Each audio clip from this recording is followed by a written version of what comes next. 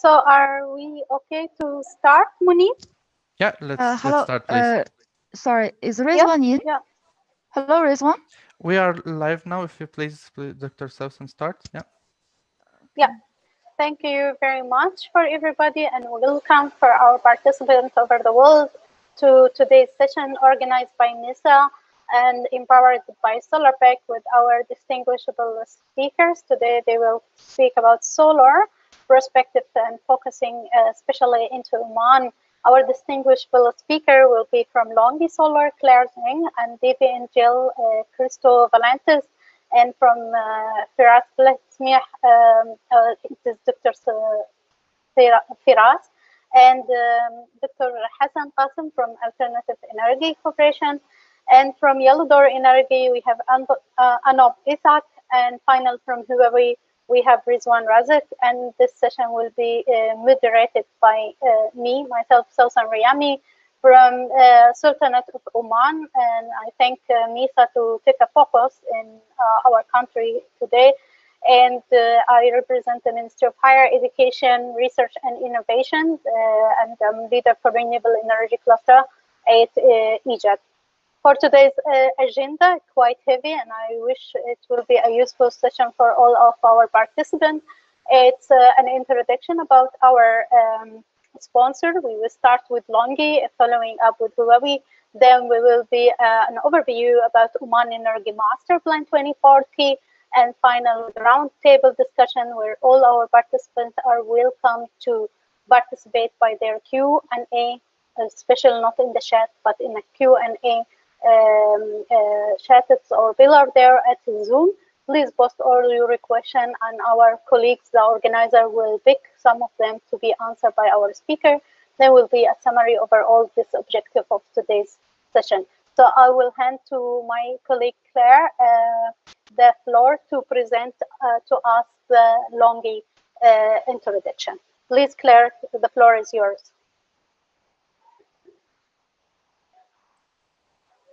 Thank you, Dr. Saosan. Thank you so much. And I'm very honored to participate in this webinar today.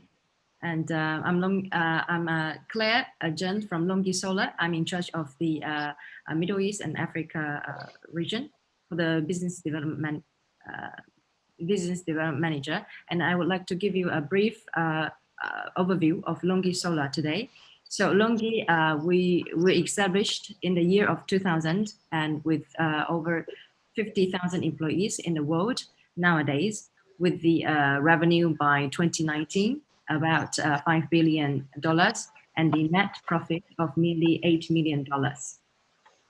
So the total shipment of monocrystalline modules in 2020 was over 20 gigawatts and ranked #1 in the world among the others. And the bifacial modules shipment over 10 gigawatts last year, ranked #1 in the world as well. So do you mind to move to the next slide, please? So we are headquartered in Xi'an, China. Currently, we have 9 factories in China and 2 manufacturing bases overseas, one in Malaysia and the other in Vietnam. And we have the marketing, sales, and the warehouses worldwide in Europe, Africa, Australia, and US, etc.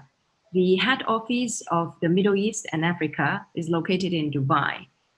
And next slide, please. So there are 2 main advantages that distinguish us, Longi, from the other competitors. The first one is that we are the most financially stable and the strongest solar PV manufacturer in the world, with the highest score of all manufacturers. You can see from the Bloomberg NEF report here. And also from the latest PV Tech release, we are the only AAA rated module supplier. Next slide, please, Dr. Sasan. Yes. So this is the first advantage I mentioned, and the other advantage is that we are very proud of the yearly spending of 5 to 7% of our revenue on the R&D. So in the last 8 years, we invested around $8 million on R&D, which is the highest in the industry. And that's why we can offer the best products to our clients. So in terms of the manufacturing, yes, please, next slide. Yes, okay, yeah, that's fine. So in terms of the manufacturing, as you can see that we are the biggest, over 45 gigawatts from the Bloomberg NEF report. And then the next slide is going to show us, yes, the 9 factories we have and 2 manufacturing bases overseas. So which is in total for the capacity over 45 gigawatts. And the last point I would like to address today is in the next slide. So Longi's product is always above the top performers in all the leading tests around the world. And we are very proud to provide the products with the best quality to our clients. So this is about the introduction for the company. Thank you so much, Dr. Sasan. And you're most welcome, Claire. Now I would love to hand the floor to Ridwan if he's with us. Can someone confirm, please? Hello, everyone. I think we can move to another one. So Rizwan is still on the way. He has some problem with his network. I'm so sorry. Okay, so no problem. So in this case, we are finishing our sponsorship session for an introduction. And today I would love to bring you to a very brief introduction about Oman Energy Master Plan for our distinguished speaker to zoom in to these factors and to give us their opinion about Oman Master Energy Plan on Oman future, especially on photovoltaic. So first of all, I would love to tell the story of Oman Energy Master Plan 2040, how it started and who started it. It is a form of a workshop that it is held in 2015 in October, and a five pillar has been discussed or has been agreed to be on focus. First is energy demand, energy supply, labor, R&D, and water and food nexuses. And to be brief and sharp to the result immediately, they are ended up by 5 recommendations on the first section of this workshop, and then the final report has published in 2016. And I took only 4 pillar out of 5 because they are relative to today's topic, and they are energy supply. As you can see, out of 5 recommendations, the committee or the participants, they are all experts and decision makers from Oman, industry, governmental, and researcher. They are shortening list only top 3. That means if you visited our website and you see this report, you will end up by 10 shorted listed to 5, and then top 3 that need an immediate action. For energy supply, for example, you can see that it is implement a comprehensive energy action plan that it should take place, and everybody almost agree. Half of the participants, or more than half of the participants, agree that this is an immediate step for Oman to take place. And for the second point, that establishing a Ministry of Energy, the good news that after at least 4 years, on last August 2020, we already have our Ministry of Oil and Gas switched to be Ministry for Energy and Minerals, not only limited to energy. That means it's the alternative resources. And finally, establish a small-scale rooftop and hybrid power generation, which you all know about it, that it is Sahim I and Sahim II, that it is hopefully pushing this to take a place. For an energy demand side, less than half of the participants and experts vote for the structured removable of subsidies from this electricity sector, and indicating a positive human behavior on national scale. That means to do it in more awareness scale and so on. For R&D, people do not support that as Omani students go for outside Oman or inside Oman. They think this is not the big element. The big element, which it is in R&D to be improved and strengthened here in Oman for R&D related to energy. And when I say energy, it's the transition energy in Oman sector.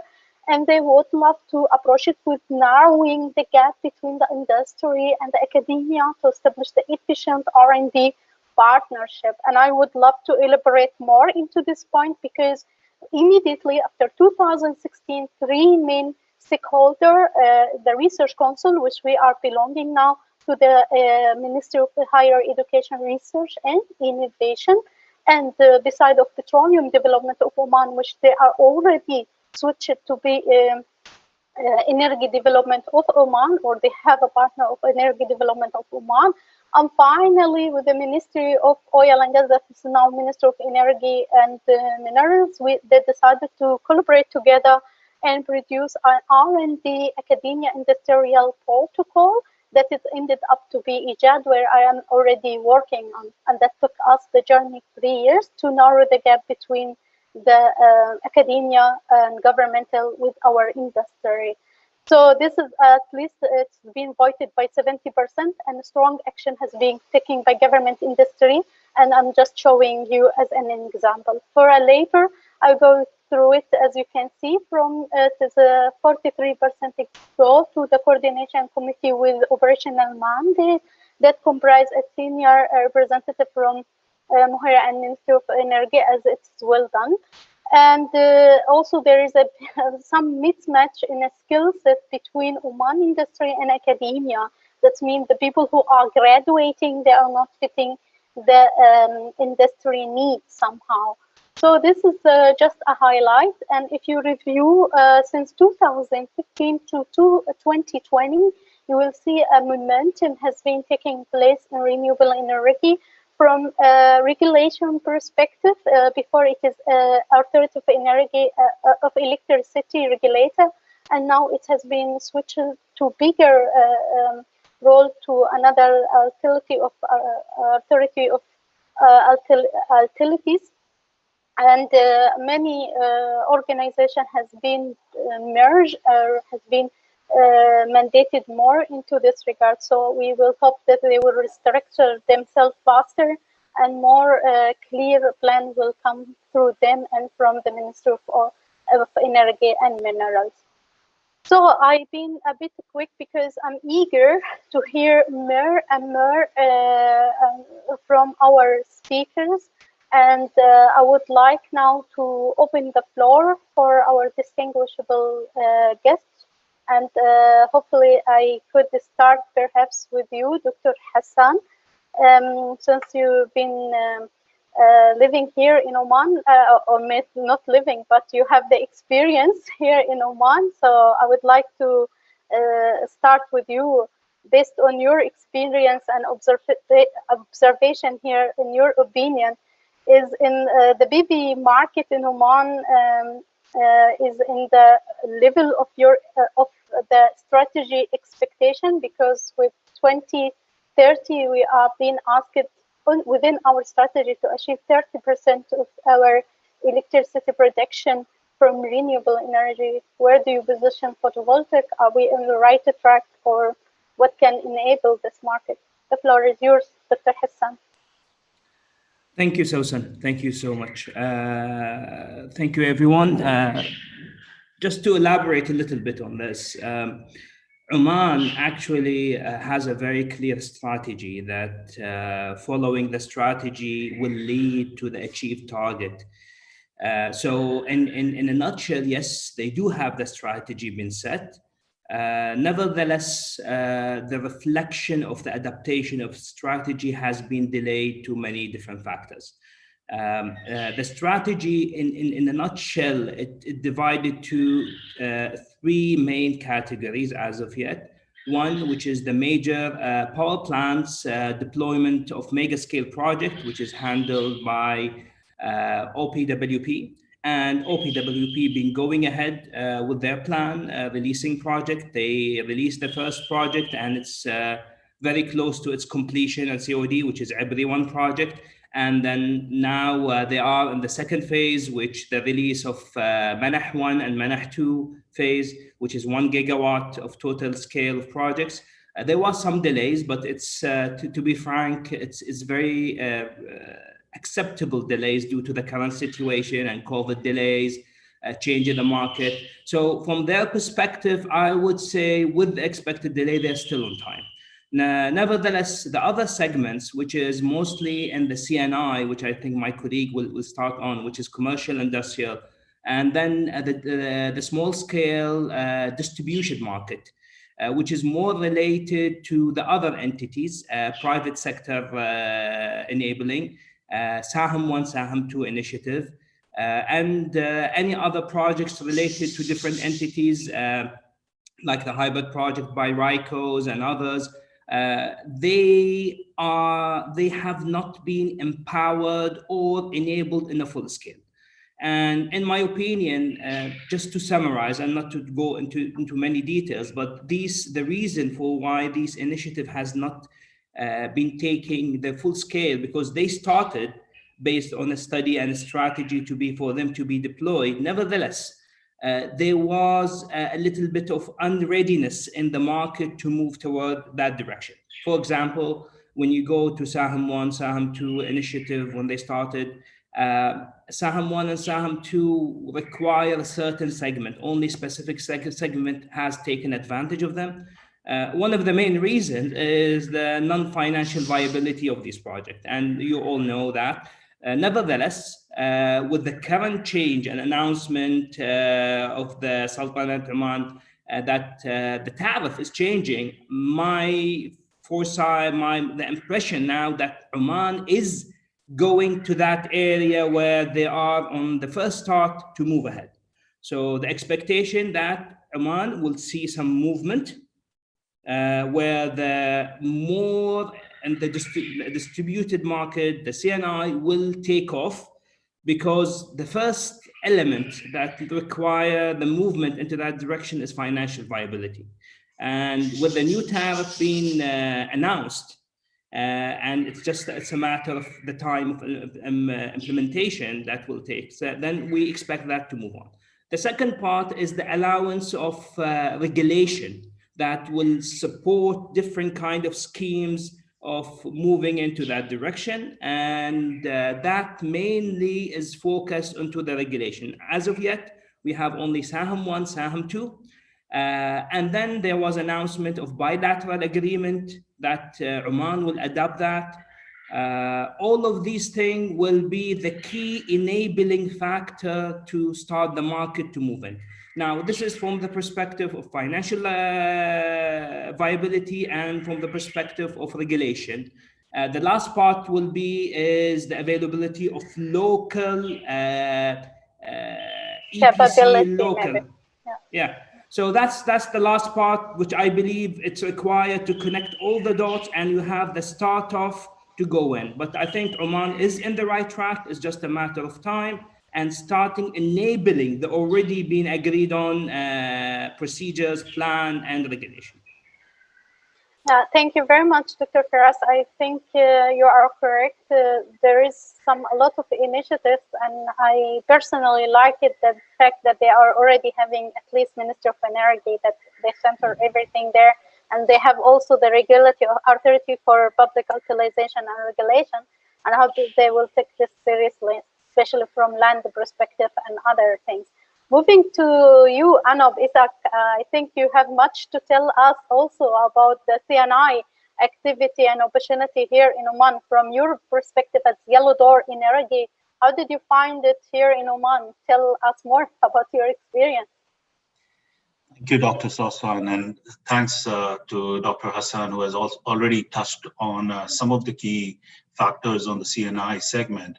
So Yellow Door Energy, let me start with who we are. So Yellow Door Energy is a leading sustainable energy partner for businesses, basically serving the commercial and industrial customers in the Middle East and also in the South Asia.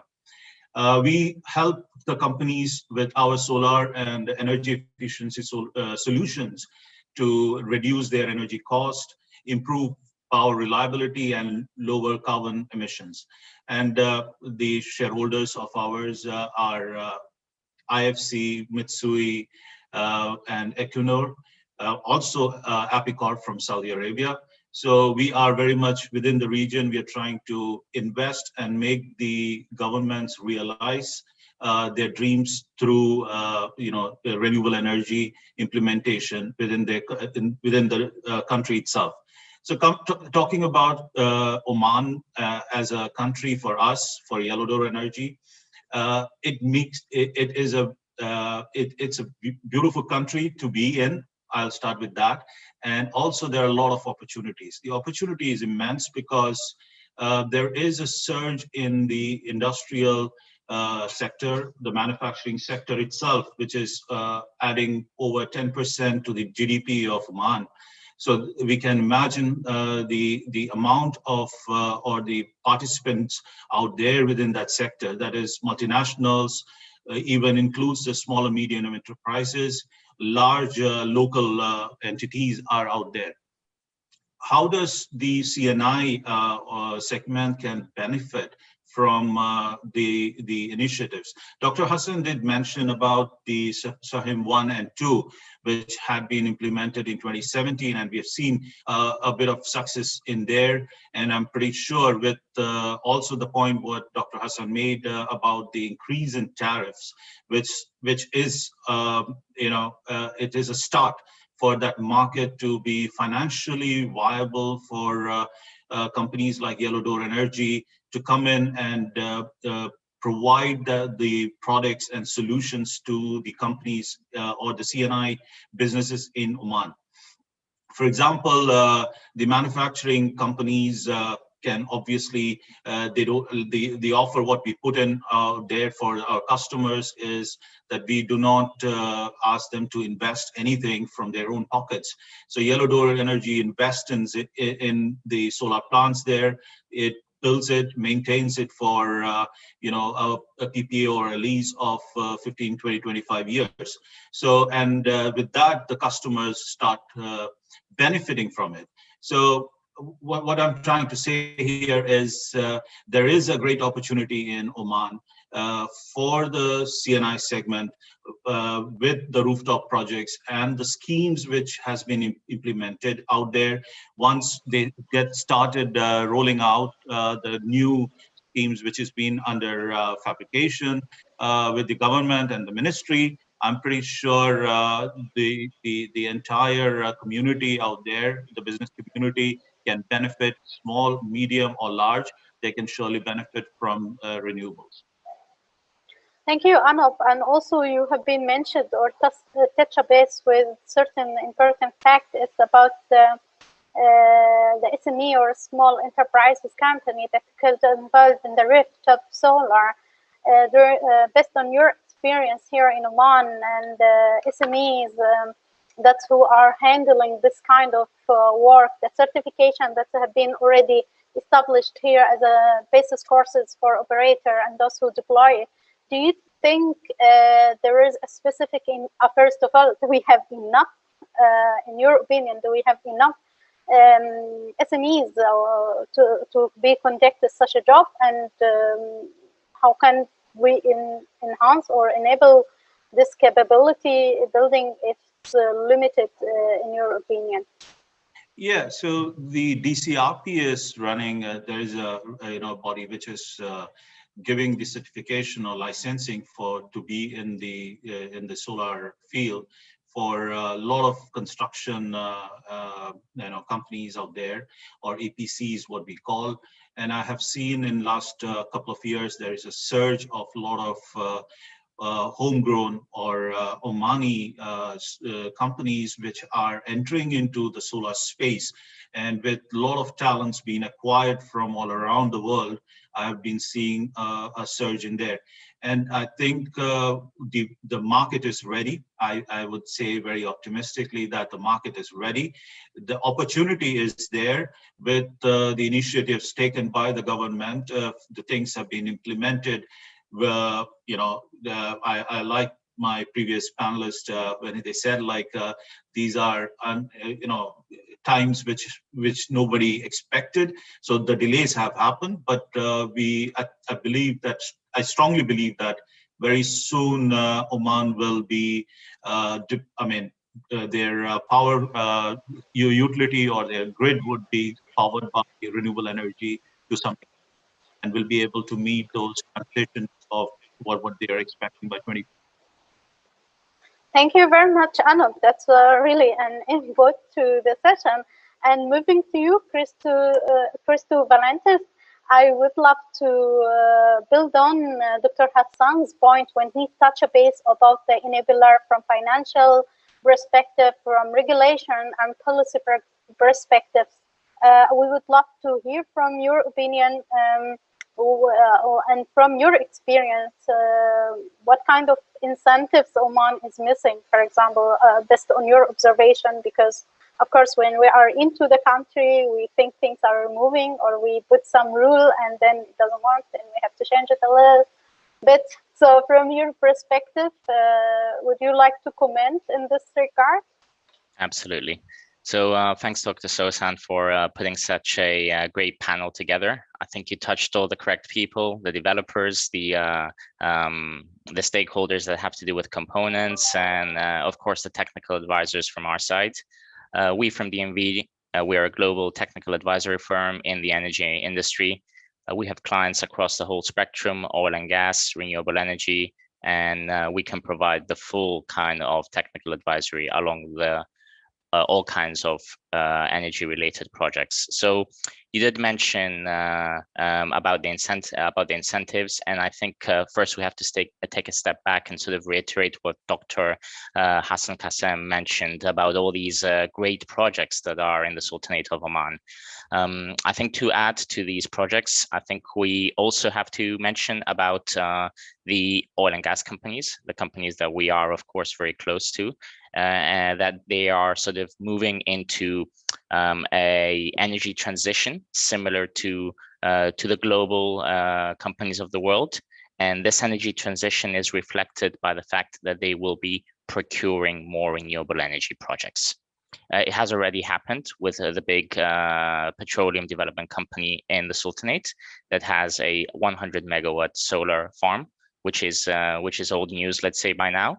But we can see that we should be expecting more procurement of renewable energy for their assets. We should be expecting more kind of schemes that will be span out from these oil and gas companies. And the focus of these schemes is to decarbonize through renewable energy, decarbonize through solar, decarbonize through a mix of cleaner energies, solar energy storage, and why not hydrogen, which we will be seeing in the Sultanate of Oman very soon. Regarding the other part of your question about the incentives, I think retail tariffs remain non-cost reflective at the moment. I think Anup Isaac mentioned about that.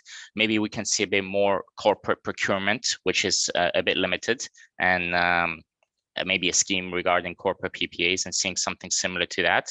But I think the outlook is on the upside, and it's looking very promising for the Sultanate of Oman, especially with the bigger projects that Dr. Hassan Qasim mentioned.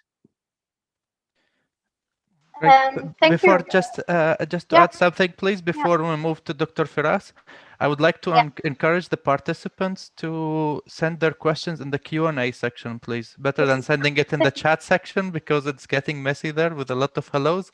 So please send it in the Q&A session so we can answer this later. Thank you. Sorry for interruption. Thank you, Munif. No problem at all. And would like now to move to one of our senior experts here in the panelist, Dr. Firas. Of course, you know, when we would love to implement solar photovoltaic, there is a great story behind it. And do you think Oman, or at least the GCC country, since they are also very active in solar photovoltaic application, do you think that they are ready to integrate all of this into their system, or do you love to educate us or inform us about the grid in this regard? The floor is yours, actually. Thank you very much. May I start from the big picture about the electricity in Oman? I would like to say that, I would like to say that the population of Oman in 2020, it was 4.7 million. And the area of Oman is 309 square kilometers. If you are comparing the population and the area of Oman and Jordan, Jordan is 96 square kilometers only, the area, and the population about 11 million. The other figure, the electrification in Oman for the total population is 90%. In urban areas, it's 100%, and in rural areas, it is 92%.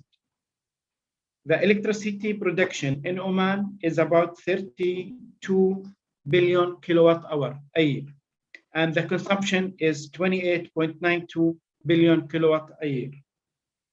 There is no export, 0 kilowatt hour, no import, 0 kilowatt hour. There is no export, no import from Oman.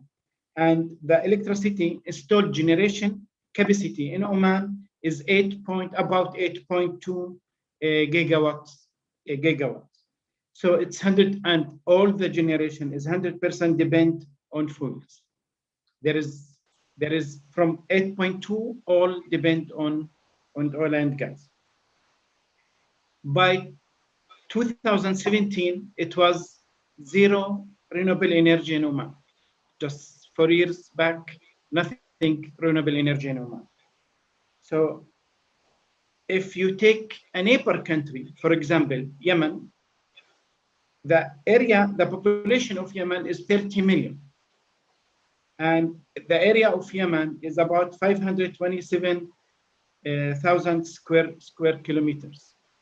And the production, the installed generating capacity in Yemen is only 1.8 gigawatt. So in Oman, the area is 50% of Yemen. The population of Yemen 6 times higher than Oman, and the generation or the installed generation capacity in Yemen 1.8 and in Oman 8.2, a huge difference. And Oman as a country, they have border countries with Saudi Arabia, and it's about 658 kilometers with Saudi, with United Arab Emirates 609 kilometers, with Yemen 294 kilometers. If we look for this picture, taking all this information and taking the analysis of that, we see there is a very high consumption of energy in Oman. Small population, a very high consumption. We have perhaps. Yeah, please. Go ahead. Yeah.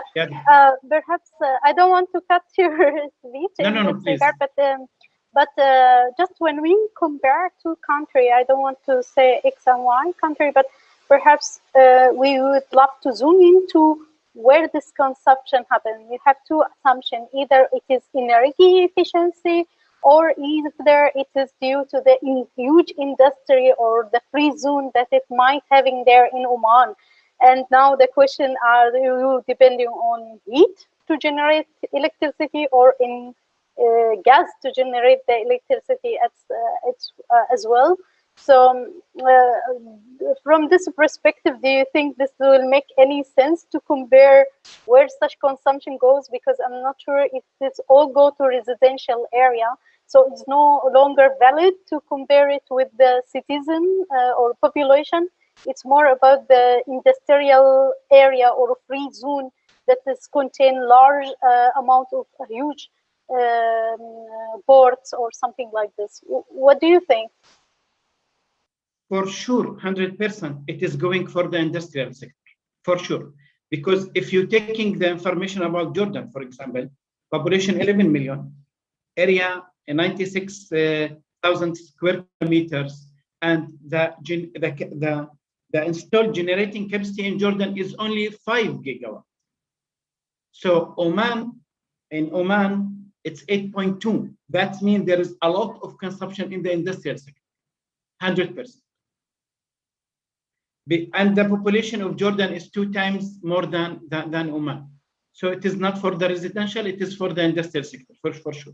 We have one question. I know that we did not open the Q&A, but it is referring to one of the statements you have been stated. So I'm just cascading it, is that you have been mentioning the zero renewable energy in Oman in 2017.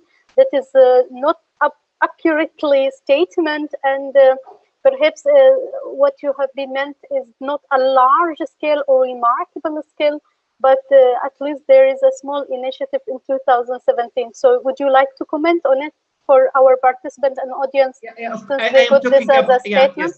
Yes. In this analysis, we are talking about the large scale projects. We are not considering the home or the small size of projects. We are considering only the high scale projects. So in 2017 there was nothing at all, 100%. Nothing installed and operating and connected to the grid. Let's make it more clear. Okay. So thank you very much, Dr. Firas. I think you would love to add some point into it, right? Yeah, honestly, that's why I see that the Oman, they have the opportunities and they have the future for the renewable energy.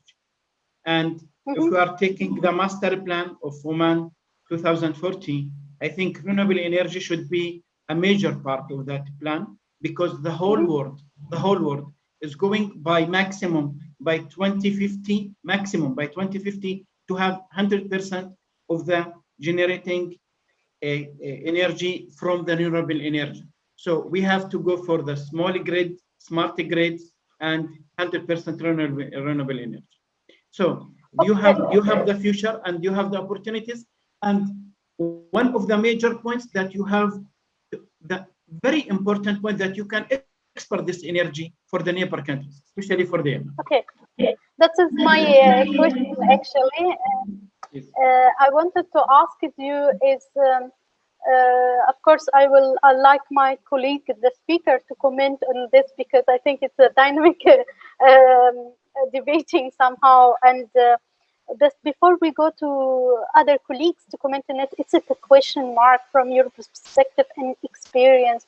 Do you think the demand of this electricity or the supply or to produce as a source of energy in Oman with the land that we have, that people think the land is an easy issue, but I will guarantee to you it's not 100% true. But let's assume that you could generate that huge amount of energy from renewable energy, photovoltaic specifically. Do you think connecting in integration of electricity system with our GCC country or neighbor country like Emirates or Saudi Arabia, do you have any point to be added in this regard? Because you said integration for the current system and infrastructure, we understand it, but do you think this integration between countries could work, or do you have a proposal for it? It is very important. It is a major point. We have to consider this as a very strategic point, and it should be part of our plan for all the countries. The interconnection between the countries is helping for exporting and importing the energy from both sides, and for stabilizing the network, the grid of the countries. For example, in Jordan, we are stabilizing the whole grid by the interconnection with Egypt. So it is very important, and it should be part of a strategic plan for the GCC countries plus Yemen plus all neighbor countries. Yes, it should be part of that. Technically, financially, everything. Yes. Okay. Thank you very much for your input. I would love one of our speakers to comment on this part. So I will ask perhaps Dr. Hassan, do you want to comment on it? Sure. I mean, from the perspective of grid availability in Oman, I think, as Dr. Faras has mentioned, the capacity is there. Now, when you want to talk about interconnection requirement, this is an inter-agreement that's already been set by GCC Interconnect Initiative. So all GCC, including Oman, are already interconnected. And there is a bilateral agreement to buy and sell energy based on requests from each country. So from that perspective, adding a source of renewable to dispatch is an extra. Nevertheless, as you are well aware, renewable energy dispatchment is not easily controlled as the regular plants when you go ahead. So having the interconnection and depending on dispatching energy based on the current scheme available for the GCC Interconnect is something that you cannot just purely look at it from the perspective of renewable. So you can't say, oh, I want to sell my 2 gigawatt worth of gigawatt hour worth of renewable energy at the time. This is highly depends on the request time of dispatchment to the other country. The same is happening. So, but from the other perspective, the grid, the main issue usually faced with the grid is grid instability. Nevertheless, with the issue with the high consumption already on tiled in Oman, and also because of the huge geographical distribution of the grid, which is actually in some areas it's a major issue. If you want to look at the eastern area and Dhofar district, and so there is always an issue with energy supply there, and this is basically because it's more allocated to a different private IPP companies there, which is RICO responsible for that. And the demand is not high, as there's not much industry happening in that area. Nevertheless, there are many rural villages, fisheries around that area, and it's a heritage area. So there is this geographical distribution. So this geographical requirement and where the energy will be loaded is something that has to be looked at from load distribution of the whole Oman area. Going to the concept of zero and 100% renewable by 2050, this is an initiative that's been highlighted by many neighboring countries. And I would say that this depends not only on renewables. This is actually a topic that you need to enlighten or move into the second stage, which is basically storage.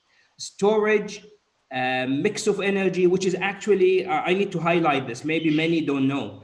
Oman actually has the spot market enabled. Oman, they don't actually have an IPP as of yet. When you go with OPWP and you sign, actually you're not signing an IPP, you are signing a fixed contract based on a spot market.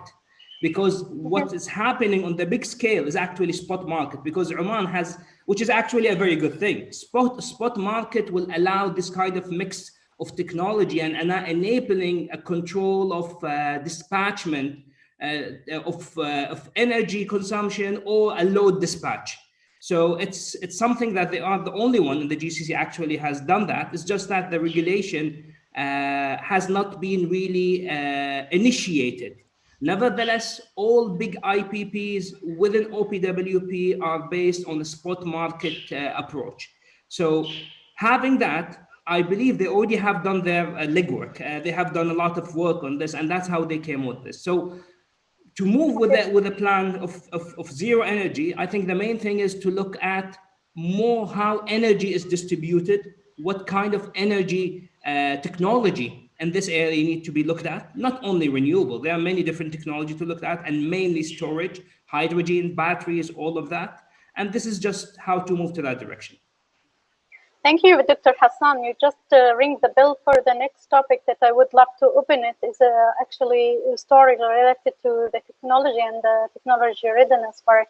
But before I move to Claire, I want to ask Christo Valentis, during your experience on hybrid solar, if there is something you would like to share. I think Tanwir, perhaps you have it.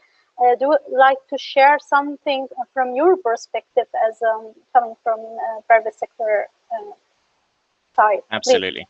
Please. I was hearing Dr. Firas talking about the interconnection, and then I connected the dots with Dr. Qasim's geographic spread, which is I don't want to call it an issue, but it's it's something that is it is in Oman. It's happening in Oman, and I think the quick answer is that we should also be expecting some sort of a mini grid, a microgrid structure coming into these locations.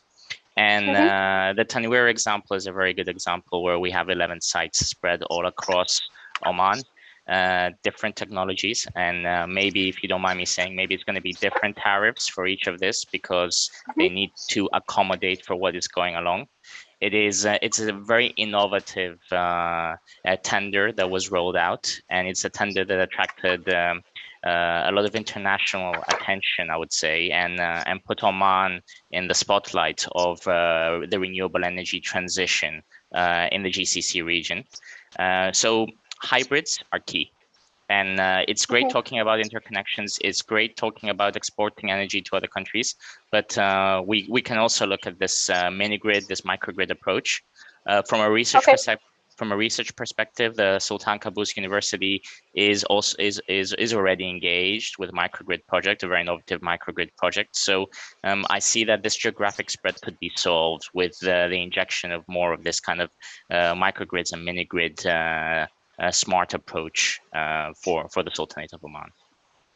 Yeah, thank you very much. So Anub, I think you are about to comment about something related to storage, right? Perhaps from your experience perspective. Yeah, so from the storage is the next technology, I would say, with all this different kinds of energy available, or different renewable and fossil fuel burned energy. I think to create a proper balance within the grid. Today we are addressing solar or renewables can only address the peak load of a particular industry or a nation. So currently the peak load, what we see today in the Middle East, is towards the time when there is enough of sun. But tomorrow, if the peak load differs or shifts towards the non-availability of sun, obviously storage is a great solution out there. And what we are seeing in hybrid solutions, there are many areas which are not even connected to the grid.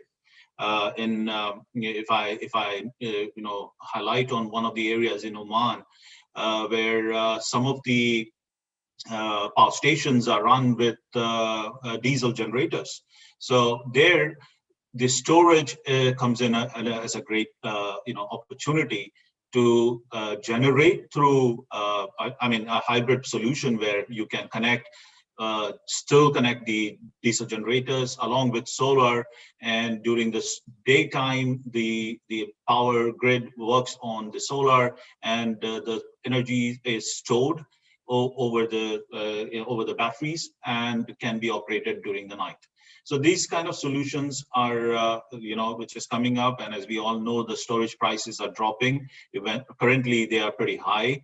Once the demand increases, we are very optimistic and positive that the storage prices are going to come down, and that will enable us to be more independent and be more useful for maximizing the use of renewable energy. Thank you, Anup, very much. Now, Claire, at least the topic I'm super connected to it is the R&D and the manufacturing perspective, and what we call them here with us is technology provider. From your perspective, maybe you're aware about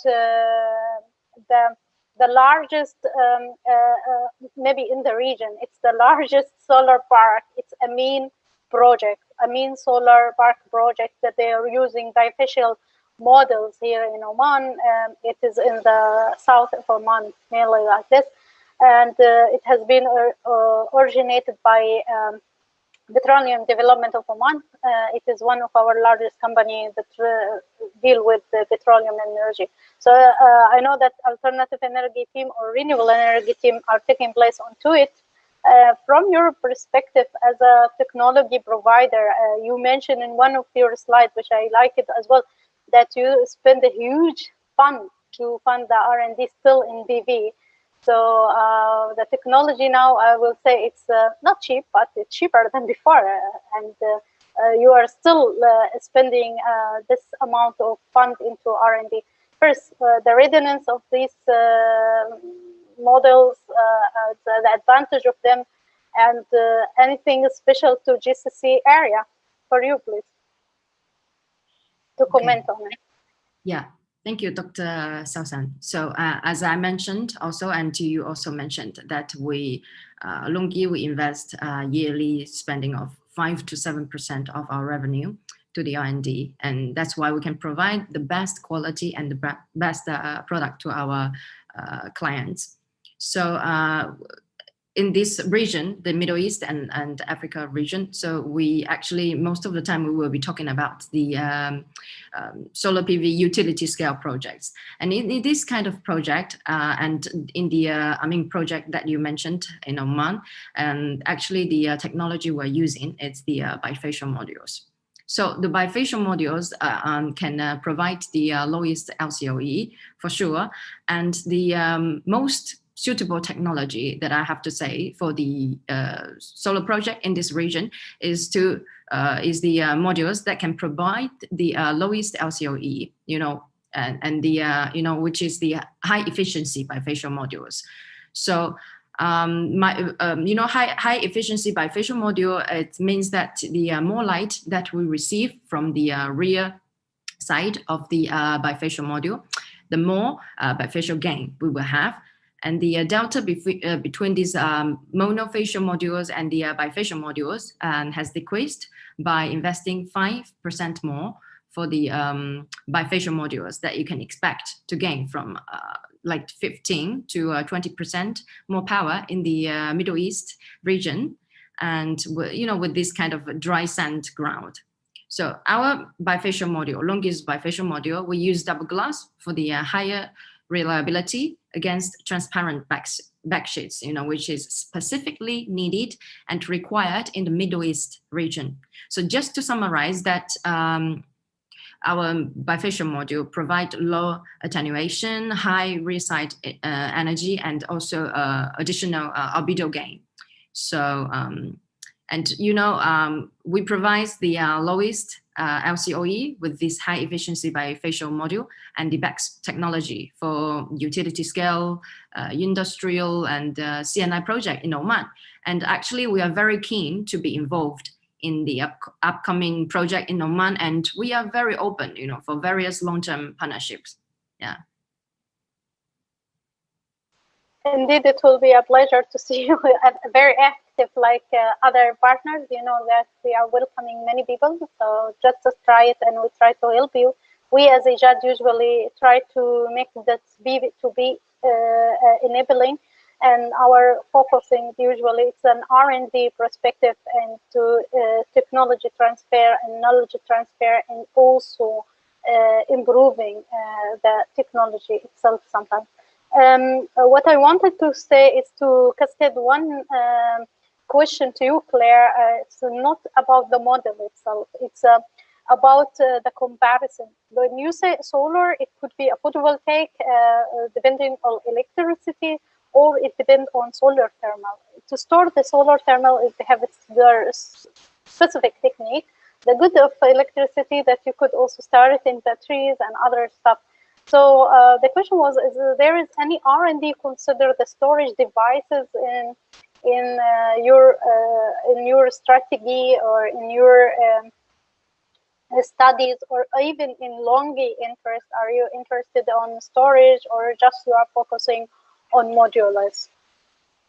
Well, currently we focus on the modules only, and also we are the biggest wafer manufacturer with 75 gigawatt at the moment.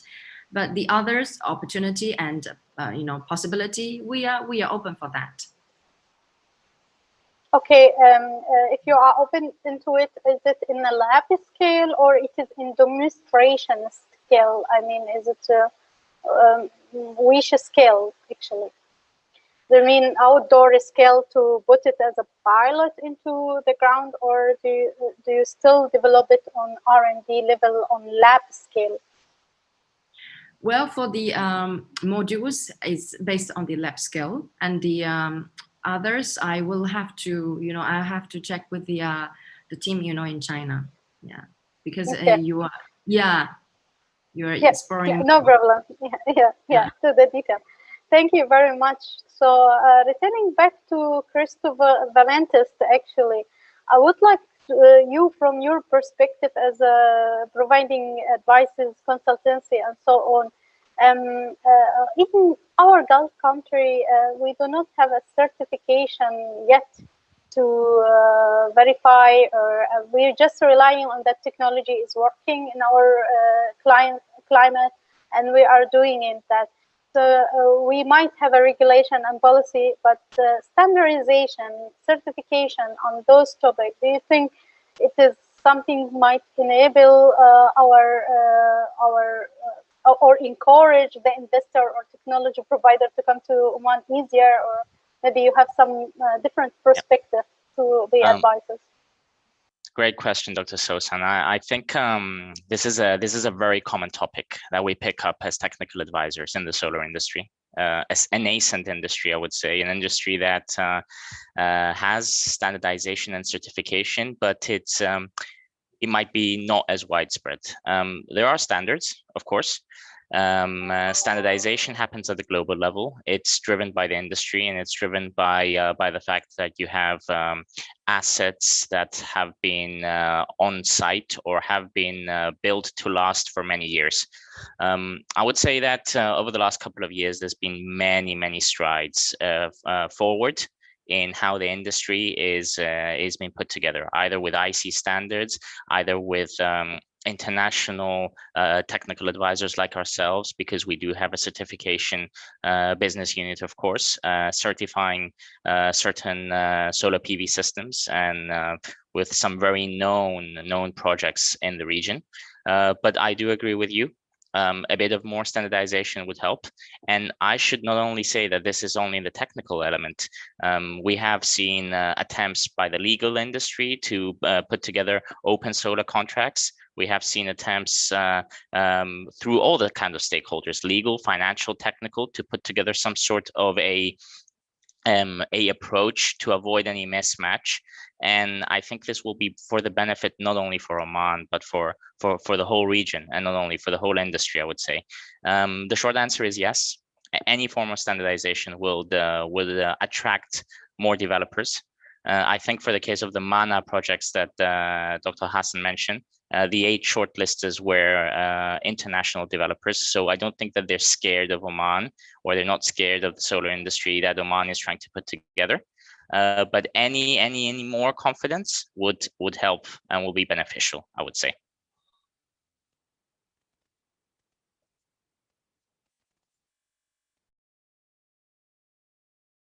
I think you're on mute, Dr. Sosan. Sorry. What is your advice regarding to the solar storage system?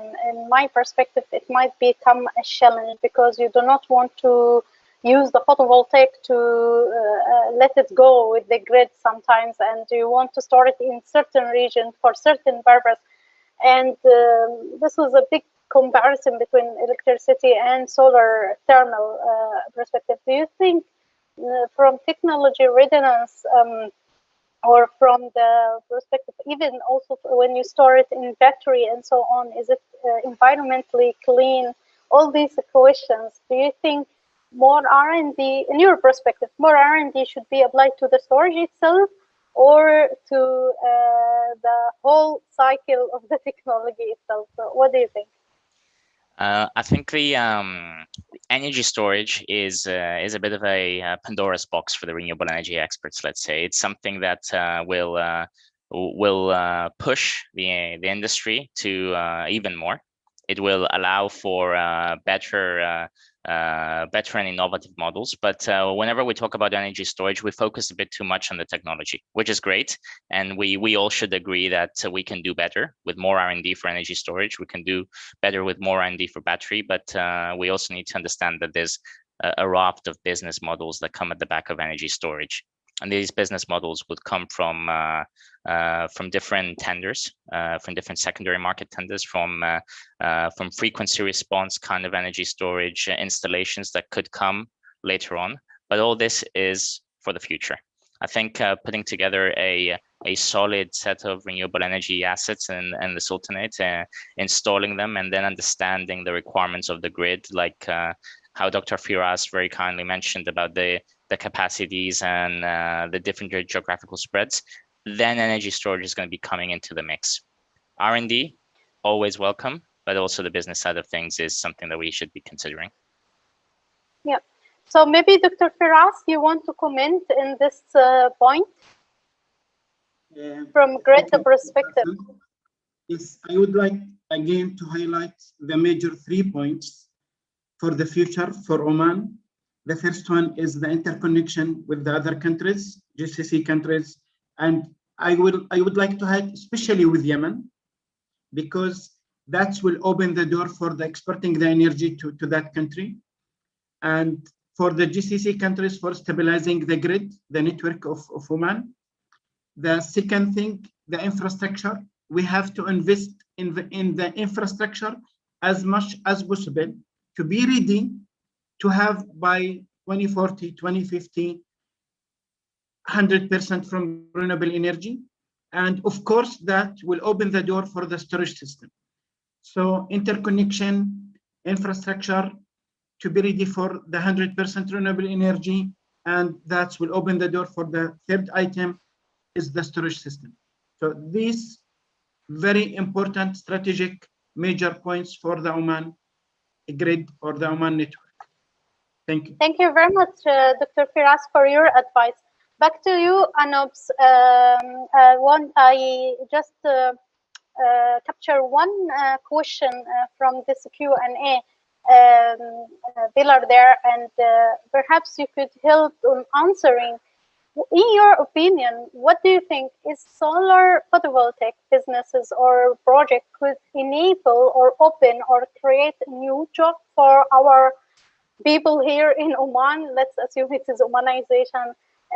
But I would like to add one element from my perspective is regarding to this development in 40IR, you know, and many things could be done automated now. I will not say from installation, but for example, you can take it from cleaning perspective. They are still developing those kind of robotics. You can control the system far away from the site. You don't need to be in the site, not like other technology. You need 1 or 2 person. You don't need 100% to be hired in this. And during the installation, it is just a 1 minute, and 1 month fixing is another 1 year. So from this perspective, do you think really it's gonna create a new job for people, or it will just create it for a certain number and other things need to be improved, or knowledge need to be learned, or new curriculum need to be taught in our university? What do you think, Anab? Yeah, it's a good question, Dr. Safsan, and I can start by saying with some experience where in Dubai itself, when it started in 2015, the net metering policy, there were just few companies which had the ability to execute this level of projects. And if I can quote from the local utilities approval chart, I think over 150, 160 companies have come across in last 5 years. That is it just in Dubai. So I'm saying Oman has, as you rightly mentioned, there are 2 phases to it. Solar, especially when you talk about solar or renewable energy, in particularly in solar, this is a long-term kind of a mechanism. You know, install it for 5 years or 6 years. The life of these panels, as Claire mentioned, those technologies, they are here to stay for 25, 30 years. So all the installations, starting from the installation time to the operation time, this for any company, maybe Yellow Door or anybody coming into Oman or operating in Oman, they need the local expertise. And I think from that perspective, this is going to raise a lot of opportunities within Oman on the employment side of it. You did highlight on the education sector. I think the renewable energy or sustainability side of curriculum could be added into the education that will prepare these engineers who can be part in the design and operation of it. The second part, what you mentioned about remote monitoring and things like that. Yes, there are technologies, which is again in, on the utility scale, I can tell you that some of the technologies like robotic cleaning can be implemented, but rooftop solar, or when we say distributed solar, it has not yet been ready. However, still we need people there. We need people to have, monitor the system, maintenance of it. It is a major challenge to maintain these plants in the arid situation. We always say that a lot of sunlight, but the challenge in the countries where we are is the heat. And so these heat is inversely proportional to the generation. Though we have light, but heat actually reduces it. The more the heat, it will reduce the generation. So we need proper monitoring in ground. So let me conclude by saying, yes, and we have seen with our own experience how when a country moves into that phase of bringing in renewables, it opens up many doors for new, the students, the existing SMEs, the construction companies to divert their business towards renewables in installation and in O&M. Thank you very much, Anab. Unfortunately, this time is flying, and I personally enjoy this. Yeah. May I have one comment, please? Yeah, please go ahead.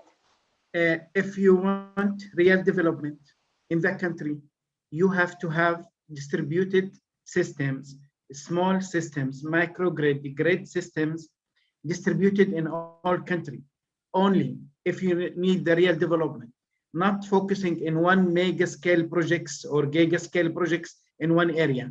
This giga scale projects can be distributed into 10 cities, and you will open jobs for 10 different locations, and you will go, we develop the areas. It's economical. It is not only economical side. You have to consider the social side. You have to consider the developments for every single area. You have to consider the whole country.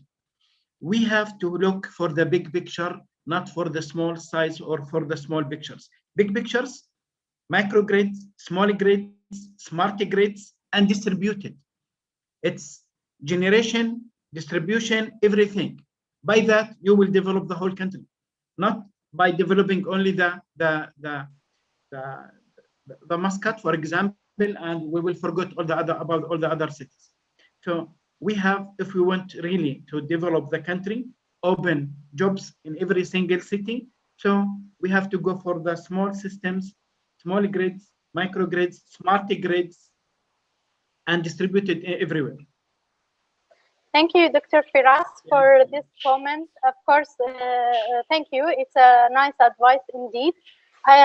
Unfortunately, as I said, the time is flying, but for our distinguished fellow speaker, I will give 1 minute for each to conclude or to send a message for all our audience for today's session.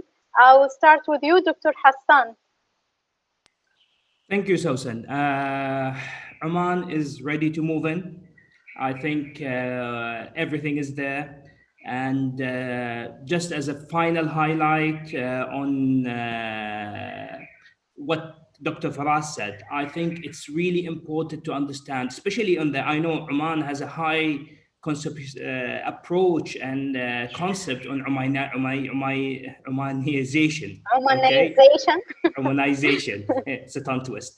So the main thing you need to understand, which is something all strategy development look at, there is a job available or job development when you start a project, and there's something else that they don't talk about, which is job sustainability over time for a specific segment. When you start big mega project, this is important. It does help the energy segment, but from the job availability, you will have huge segment of jobs available for the duration of the project, and then your execution will be very, very minimal. On the other hand, creating SMEs is what really drive the industry. And because of that, SMEs are built on small projects and not big projects. Therefore, when you go to microgrid, distributed system, that's where you create the job. And jobs are not really, in this industry, it's not only for installation O&M. There's the management, there's the designing, there's many different segments. So there's a lot of opportunity for... Exactly, there's a lot of opportunity for that. So what I'm saying is, Oman is going there. I personally look forward to opening the market from the perspective of CNI, the distributed market, rooftop, as much as I look at it. You are most welcome to Oman, always, you know, right? It's my second country, you know. It could be always your second country, yeah? Once this corona finished, please feel free to travel safely. And Christo Valentis, maybe 1 minute, a message for our audience? Perfect. Yes, Dr. Sosan. So I appreciate all the comments that came through. I think reiterating the future is positive. We have one of the biggest operational bifacial sites in the region. It's sitting in Oman. There's a lot of newer projects. There's the Mana coming in with the 1 gigawatt. So the numbers talk on its own. Maybe seeing a bit more movement on the CNI space, and of course, very welcoming to see the decarbonization of the big oil and gas giants that are sitting in Oman and their strategy. And I think everything is going to fall into the correct place much sooner than we expect, I would say. Thank you very much. Now, Claire, please. Your turn. 1 minute. Claire, are you with us? Yeah. Yes. Sorry. 1 minute, Sorry, please. So 1 minute, very limited. So as I mentioned, we are the most financially stable ones, and we invest the most in the R&D, and we're the largest manufacturer for the wafer and modules. And I've been in the Middle East for like 4 years, in Saudi and in Dubai now, and I never visit Oman. And we are very keen to be involved in the Oman projects. Okay, please, first destination will be Egypt for you, then you will be open to many industries. As we are already connected to more than 62 clients here in Oman. So feel free to contact us and we will serve you indeed. Dr. Firas, a 1 minute message, please. To emphasize in the grid, maybe. I have visited many countries. I have been in Oman 2 times. I have lived in Saudi Arabia for 10 years, but the second country after Jordan that I would love to live in is Oman. Okay, so our population will increase soon. So Dr. Hassan, I have no problem in this. I am telling that for everybody that really, thank you very I have much. visited many countries in the world, but Oman has, I have a very good impression, and I have memories that I will never forget about the countries, about the education, about the population, how they are very polite, how they are very educated, a clean country, everything is perfect, you know. And there is much to learn, and there is much to do to achieve His Majesty vision, an Oman vision, Oman 2040, and we are open to Jordan as well to learn as much as we can. So Anup, would you like to conclude by 1 minute? Yeah, so I'm in line with what Dr. Hassan said and Dr. Firas said, that Oman is ready, I think, and the technology, solutions, experience, I would say the learning, the machine learning, everything is ready around it. We just need to get in there. There's a great opportunity, as Dr. Hassan said, the economies should be focusing on the small areas or the small projects that, as I said earlier too, that that creates a lot of employment, a lot of opportunities, and that will also help us. And we are ready as Yellow Door Energy. We are already there. We have a few projects ongoing. So we have very soon we'll be able to share some success stories of Oman. And we are willing to work alongside the local government to support them to achieve those visions of 2040. Thank you very much. And we are going to look forward to hear nice news from. And maybe maybe a bit more sort of commercial endeavor from the private banks and the export credit agencies, because at the end of the day, we also need to see some ingenious funding for these projects to come into place. So it's worth mentioning that that should be welcome too. Yeah, thank you very much. I think valid points to be taken in account. Some is under action already. Some need to be discussed, and some need to be agreed from governmental side or empowered from the governmental side. But at least as a lesson learned, solar photovoltaic is an old technology, and it had been deployed, and now it's a time to deploy it in a larger scale or small scale, or to make it visible. We all agree that photovoltaic will play a role in renewable energy technology, and it will play a role in net zero emission, hopefully in the future. With this sentence, I would like again to thank the 2 sponsors, Huawei and Longi, and especially I would like to extend my thanks to my colleague Hind for organizing the whole session between the panelists and the moderator myself, and also special thanks though to Munif from Solarabic for his great support and help during the Q&A session, and for all this arrangement.